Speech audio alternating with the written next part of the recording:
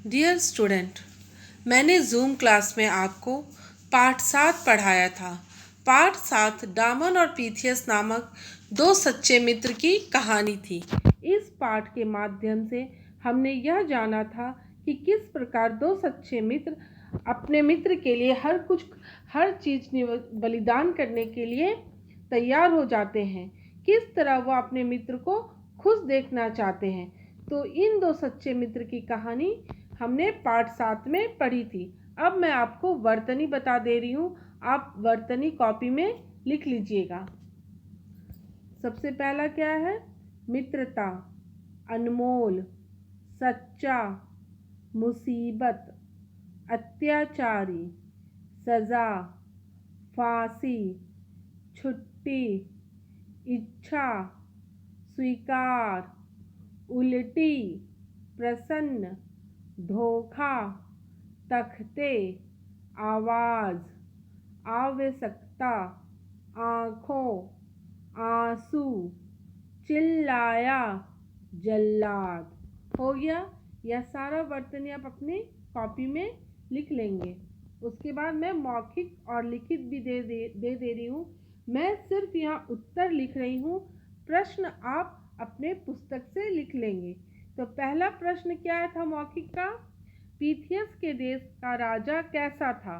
Pittheus के देश का राजा बड़ा अत्याचारी था। दूसरा प्रश्न क्या है? फांसी की सजा किसे सुनाई गई? फांसी की सजा पीथियस को सुनाई गई। तीसरा प्रश्न देखिए, प्रश्न गा, पीथियस की जगह जेल में रहने को कौन राजी हुआ और क्यों? पीथियस की जगह जेल में डामन रहने को राजी हुआ क्योंकि वह पीथियस का सच्चा मित्र था। यह सारा मौखिक आप कॉपी में लिख लीजिएगा, प्रश्न आप पुस्तक से लिख लीजिएगा। मैं सिर्फ उत्तर लिख रही हूँ। उसके बाद लिखित में आइए। लिखित का पहला प्रश्न क्या था? पीथियस की अंतिम इच्छा क्या थी? पीथियस की अंतिम इच्छा अपने परिवार से मिलने की थी। प्रश्न खा देखिए, राजा ने पीथियस को कुछ दिनों की छुट्टी देने की क्या शर्त रखी? राजा ने पीथियस को कुछ दिनों की छुट्टी देने की यह शर्त रखी कि पीथियस के बदले जेल में कोई दूसरा आदमी रहे। उसके बाद प्रश्न ग में आइए, पीथियस को लौटने में देर क्यों हो गई? लौटते समय हवा उल्टी चल रही थी, जिसके कारण पीथियस को लौटने में देर हो गई। उसके बाद प्रश्न घ में आइए, राजा की आंखों से आंसू क्यों बह रहे थे?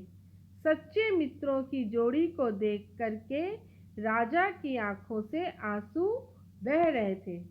अब आप अंतिम प्रश्न में आइए, डामन और पीथियस कैसे मित्र थे? उदाहरण देकर बताओ। डामन और पीथियस सच्चे मित्र थे। सच्चे मित्र मुसीबत में साथ नहीं छोड़ते। जिस प्रकार डामन ने अपने मित्र पीथियस की जगह जेल में रहना स्वीकार किया। तो आज मैं मौखिक और लिखित और वर्तनी बता दी हूँ। शब्दार्थ भी बुक में दिया हुआ है। ये सारा चीज़ आप कॉपी में लिख लेंगे। प्रश्न पुस्तक से लिखेंगे, उत्तर यहाँ से लिख लेंगे। आज के लिए इतना ही, बाकी का अभ्यास मैं अगले क्लास में बताऊँगी।